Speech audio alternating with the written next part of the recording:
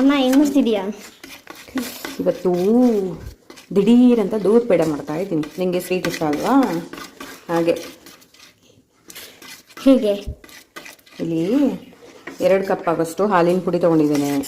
ಹಾಗೆ 1 ಚಮಚ ತುಪ್ಪ, ಎರಡೂ ಹಾಕಿ ಫಸ್ಟು ಡ್ರೈ ಆಗಿ ಹುರ್ಕೋಬೇಕು ಲೋ ಫ್ಲೇಮಲ್ಲಿ ಇಟ್ಟು. ಆಮೇಲೆ ಅದಕ್ಕೆ ಒಂದು ಅರ್ಧ ಲೋಟ ಮುಕ್ಕಾಲು ಲೋಟ ಹಾಲು ಹಾಕ್ಬೇಕಷ್ಟೆ.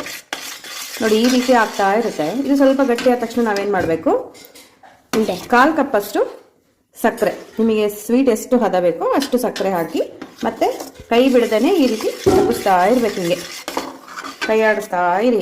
ಇದು ಒಂದು ಹದಕ್ಕೆ ಬರುತ್ತೆ. ಗಟ್ಟಿ ಆದಮೇಲೆ ಉಂಡೆ ಕಟ್ಟಿ ತಿಂದರೆ ಮುಗೀತು. Doodh peda, home made doodh peda ready. ಆದಮೇಲೆ ತೋರಿಸ್ತೇನೆ, ಆಯಿತಾ? ಬಾಯ್. ಆಯ್ತಾ ಅಮ್ಮ? ಆಯಿತು. ನೋಡು ಈ ಹದಕ್ಕೆ ಹೀಗೆ ಒಂದೇ ಕಡೆ ಬರಬೇಕು, ಮುದ್ದೆ ಥರ. ಹೀಗೆ ಬಂದರೆ ಈಗ ನಾವು ಇದನ್ನು ಪೇಡ ಶೇಪಲ್ಲಿ ಮಾಡಿ ತಿಂದರೆ ಆಯಿತು. ಡ್ರೈ ಫ್ರೂಟ್ಸ್, ಪಿಸ್ತಾ, ಬಾದಾಮಿ ಏನು ಇಟ್ಕೊಂಡಾದರೂ ತಿಂದರೆ ಆಯಿತು. ಇಲ್ಲ ಹಾಗೇನೂ ತಿನ್ನಲಿಕ್ಕೂ ಬರುತ್ತೆ. ಓಕೆನಾ? ಓಕೆ. ಈ ರೀತಿ ಸಣ್ಣ ಸಣ್ಣ ಉಂಡೆಗಳನ್ನು ಮಾಡಿಕೊಂಡು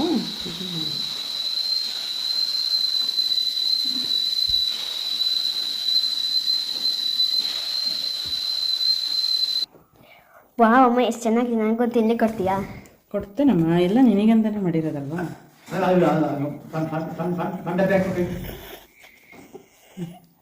ತಗೋ, ತಿನ್ಬಿಟ್ಟು ಟೇಸ್ಟ್ ಹೇಗಿದೆ ಹೇಳಾಯ್ತಾ?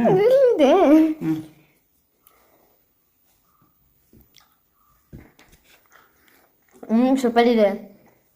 ನೀವು ಟ್ರೈ ಮಾಡಿ ನೋಡಿ. ಬಾಯ್.